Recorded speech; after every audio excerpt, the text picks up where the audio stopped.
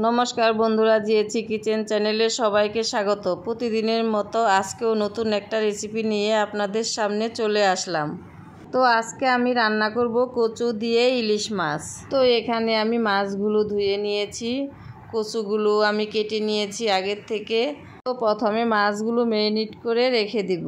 তো মাছটাকে ম্যারিনেট করার জন্য আমি মাছের মধ্যে দিয়ে দিলাম লবণ, হলুদ, লঙ্কা বাটা, জিরে বাটা আর একটু সর্ষের তেল দিয়ে দিলাম।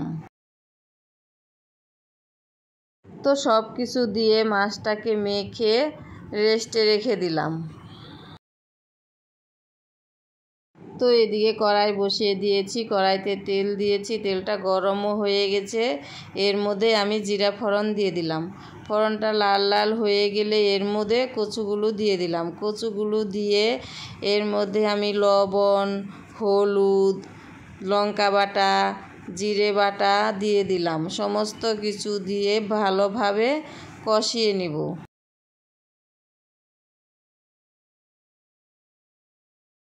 তো সব কিছু দেওয়া হয়ে গেছে, এখন এইভাবে নেড়ে চেড়ে কষিয়ে নিব। তো এইভাবে কষাতে কষাতে যখন তেল ছেড়ে দিবে তখন জল দিয়ে দিব।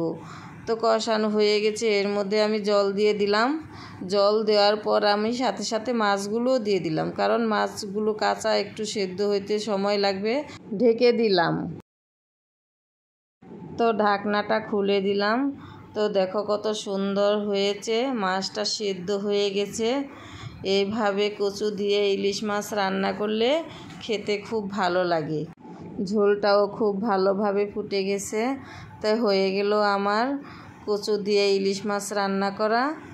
এখন এটাকে নামিয়ে নেব। তো বন্ধুরা, কেমন হয়েছে বলবেন, আর আমার ভিডিওটা যদি ভালো লেগে থাকে তবে লাইক, কমেন্ট, শেয়ার করে দিবেন।